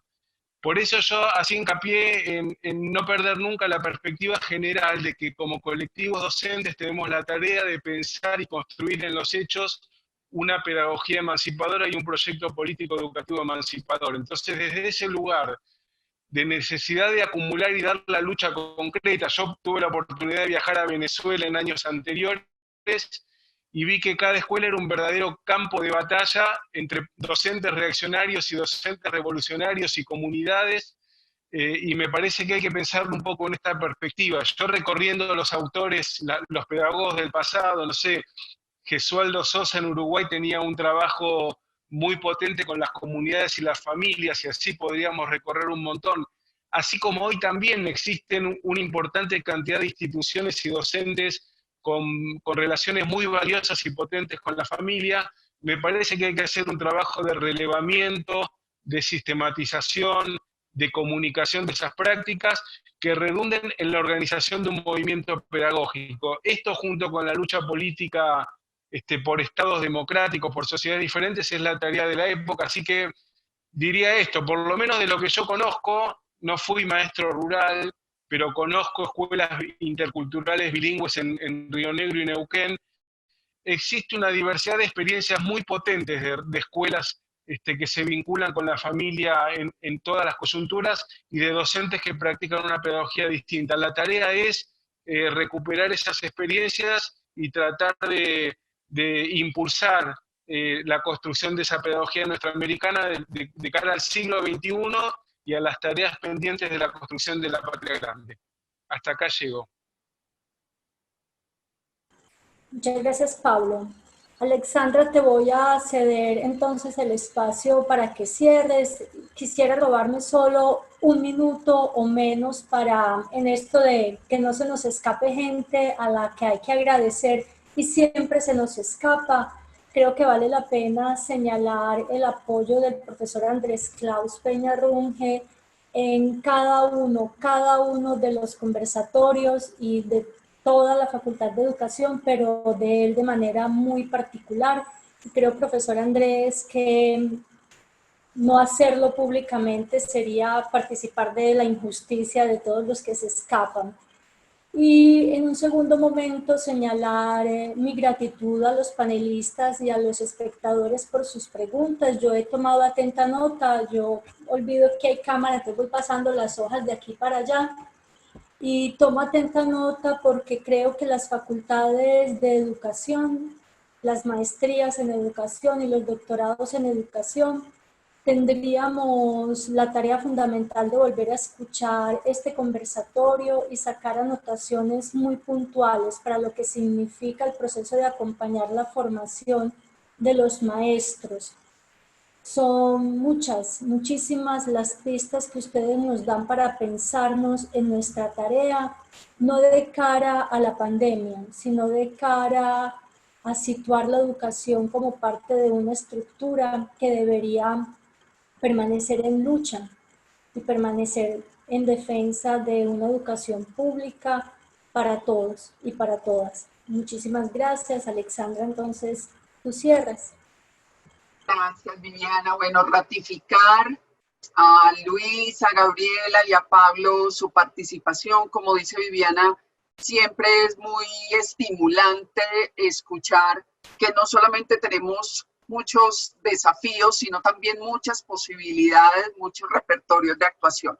Yo quisiera señalar 3 cosas brevemente que no quiero que se nos escapen porque son lugares comunes y muy potentes para pensar lo que estamos viviendo. El primero es pensar la crisis en clave de lo que ha generado para la educación una crisis de profundo carácter neoliberal, signada por unos elementos bastante claros, la estandarización de los procesos educativos, las aspiraciones de calidad, los indicadores de pertinencia, que además han tenido una consecuencia terrible en los procesos de descalificación del papel del maestro como sujeto político. Esto que Luis Bonilla llama el apagón pedagógico que ha generado la crisis neoliberal y que ha dejado profundas exclusiones en la escuela, desigualdades de muchos tipos, es un lugar importante para comprender la crisis, no solamente como una expresión del mundo actual, sino como una condición que se viene generando desde hace muchísimos tiempos. Lo otro, algunos llamados de atención, algunos temas importantes de revisar, el debate sobre el presupuesto de la educación, que vendrá en estos momentos de pospandemia, las reformas económicas que tendrán efectos en lo educativo y que muy seguramente, nos advierte Luis, generarán procesos de desinversión en educación. Estar atentos a esto y mirar cómo se expresa en cada uno de los contextos. Me gusta mucho la expresión de Pablo cuando dice las luchas educativas son luchas políticas. Y creo que esto es muy importante porque después de muchísimo descrédito que han tenido los movimientos educativos, las luchas sindicales, los movimientos pedagógicos, no solamente en América Latina y en el mundo, todos los procesos de estigmatización que han vivido, hoy ratificamos que es importante robustecer la lucha educativa como lucha política, una lucha que defienda el lugar del Estado y que defienda la necesidad de garantía de derechos. Es decir, la lucha de hoy es una lucha por los derechos y una lucha por recuperar el papel que tiene el Estado en la garantía de esos derechos, no solamente en el ámbito educativo, sino en todos los ámbitos. Creo que esto es muy importante porque resitúa el papel político de los maestros y de las maestras y la necesidad de fortalecer los movimientos y las luchas sindicales de los maestros y las maestras en el mundo. Y un llamado que nos hace Luis, que nos hace Gabriela, que nos hace Pablo, que creo que es muy importante y es la necesidad de la organización como salida. Una organización a partir de una ética del cuidado, de una defensa de los derechos, una ética que recupere el papel de la educación y de la formación como núcleo de transformación de lo social. Nos han dado realmente muchísimas posibilidades para pensar lo que tenemos que hacer, no solamente como maestros y maestras, también como comunidades educativas. Me gusta mucho que Gabriela vuelva a hablar de esa idea de la comunidad educativa, para que no quede la responsabilidad de asumir todo lo que se nos viene solo desde los maestros y las maestras, sino desde todos los escenarios que comprometen la formación de los sujetos políticos que tienen como responsabilidad transformar estos contextos que vivimos. Muchísimas, muchísimas gracias a todas y a todos los que nos han acompañado el día de hoy, a todas las personas que están detrás de la logística técnica, Manuela, Juan, detrás de que se logren estos espacios. Queremos también invitarles a nuestro quinto encuentro, que será el próximo jueves a las 10 de la mañana, hora Colombia. Tendremos invitados muy especiales, así como todos los que hemos tenido. Esta vez nos acompañarán de México, de República Dominicana y tenemos una invitada de Cuba que nos ayudarán también a debatir sobre las posibilidades que tenemos de luchar contra la precarización y la desigualdad desde la escuela. Así que a todos y a todas, dos tareas: ayudarnos a divulgar estos espacios, abrir el debate sobre lo que acontece en la educación y, como lo decíamos en el conversatorio anterior, cerrar también con el optimismo de que somos, como movimiento estudiantil, movimiento obrero, movimiento sindical, movimiento de maestros y maestras, suficientes para gestar una transformación a imagen y semejanza de un mundo con otras condiciones de dignidad, de justicia y de garantía de derechos. Un feliz día para todos y todas. Alexandra, Viviana, muchas gracias, estuvo maravilloso. Con gusto, estuvo muy Estaba por acá pendiente del chat, de las participaciones y verdaderamente muy interesante. Yo siento que vamos adquiriendo un compromiso mayor y es la posibilidad de poder canalizar todas estas participaciones, porque más que preguntas tenemos en el chat también muchas participaciones. México, Centroamérica, Chile, Ecuador, Perú. Entonces acá he estado todo el tiempo tomando atenta nota porque siento que estas reflexiones, tanto la de nuestros colegas que nos apoyan como la de los que participan, maestras y maestros que en el chat logran, más que su pregunta también es una participación, se convierte en un insumo vital para nosotros después poder compartir estas reflexiones de algo que nos tocó vivir en vivo y en directo pero que también estamos dando una respuesta y que con todos estos aportes de nuestros invitados, Luis Bonilla, Pablo Imen, la doctora Gabriela, vamos a ir hilando una respuesta que creo que es necesaria y sobre todo la voz. Yo insisto, la voz de los maestros y las maestras es importantísimo porque siempre en la respuesta figuran mucho los colegas de la salud que merecidísimo lo tienen, están en la primera línea de respuesta, pero yo siento que ahí también están nuestras maestras y maestros. No se alcanzan a imaginar las narrativas que hemos logrado compartir con los que están allí, sobre todo como el compañero Luis señalaba, quienes no tienen internet, quienes no tienen acceso a conectividad. Es increíble. Ayer me tocó una narrativa de un maestro del municipio de Envigado, es un municipio acá del área metropolitana de Medellín, que envían a todos los chicos para la casa. Él no tiene conexión, nadie tiene conexión, no tienen tablets. Y él lo único que hace hay una caseta instalada cerca de la escuela, hace todo un protocolo para tenerla con las condiciones mínimas de salubridad y le dice a sus padres que le lleven a los niños con tapabocas, con todos los protocolos y que él a 2 metros les va dando la clase 1 a 1, pero entonces se tiene que quedar en la caseta todo el día para poder atender a sus 35 niños. Entonces el profesor pasa en esta caseta que está desinfectada, que él mantiene con alcohol, tiene todo un protocolo, él hizo todo un protocolo de atención a los niños y los niños todos los días van por la tarea a lo largo, son héroes, verdaderamente héroes que están allí y que es importante que estas historias surjan y se reconozca cómo ellos han afrontado también esta contingencia.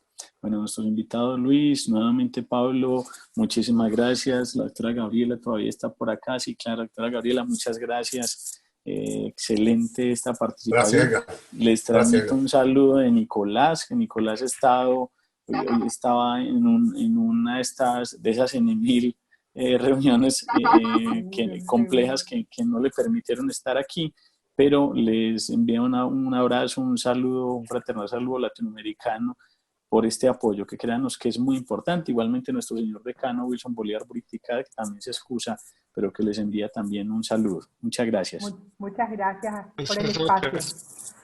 Okay. Tuvimos transmisión por Facebook Live, igual si alguno de ustedes necesita acceso a la grabación desde nuestro canal, yo con mucho gusto se las envío al correo electrónico. Perfecto, muchas gracias. Bueno, gracias. Y Alexandra, muchísimas gracias. Alexandra siempre en cada uno de los conversatorios, ella misma se encarga de decir que sigue moderando en el siguiente, ya es inexcusable. Pero solo nos faltan, lamentablemente solo nos faltan 3 conversatorios. Vamos a tener el jueves nuestro 5º conversatorio y la próxima semana ya cerraremos con los 2 últimos conversatorios donde vamos a estar hablando con colegas de Alemania, Suiza y África. Vamos a tener dos universidades de África. El jueves, permítame, yo me ubico acá, el jueves 14, que es un tema bien interesante y que lo vamos a ver en el conversatorio del jueves con Cuba, que es el tema de la conectividad. Entonces los colegas de África vamos a tener que hacer casi que un conversatorio anterior para tener un plan B, porque ustedes no se imaginan las condiciones que ellos me refieren para poder atender este llamado, pero están emocionadísimos los colegas de África de participar con nosotros y de mirar esta mirada latinoamericana que de pronto es un poco lejana para ellos, pero están muy emocionados con participar. Entonces, cordialmente Edgar, no invitados, sé si cordialmente invitados. De la invitación al libro. Sí, completamente, por favor. Sí, estamos muy interesadas en publicar las reflexiones que han salido a raíz de estos conversatorios. Entonces les vamos a mandar próximamente una invitación a que las intervenciones que ustedes han hecho, nosotros las vamos a desgravar, se las vamos a enviar para que ustedes tengan la oportunidad de revisarlas, ajustarlas y a partir de eso compilar en un libro, pues como todo esto que ha salido aquí, porque realmente son coordenadas muy importantes para pensar este momento con todos sus antecedentes, pero también para pensar qué podemos hacer. Entonces, pues nos encantaría que se sumaran a la iniciativa. Nosotros nos comprometemos con enviarle las desgrabaciones y bueno, así poder tener a la mano como todas las cosas lindas que nos han dicho y todas las cosas que van surgiendo para que podamos articular acciones lo más pronto posible. Muy bien, sí, muchas perfecto. gracias. Sí, vamos a enviar esa comunicación. Igual estamos en el ejercicio de hacer una desgrabación para que estas palabras sean un insumo para ese texto, que igual yo sé que en medio de la emoción y de la participación, ustedes ni se alcanzan a imaginar lo valioso que han dicho. Yo sé que cuando se vayan a leer van a decir, no, ya coloquémosle el título y listo. Muy bien, muchas gracias. Claro que sí. Muchísimas gracias, Bueno, descansen, cuídense Gracias. mucho. Gracias. Que estén Bueno, Nos bien. vemos pronto. Bueno, Hasta pronto. hasta luego. Chao, chao. Chao, chao.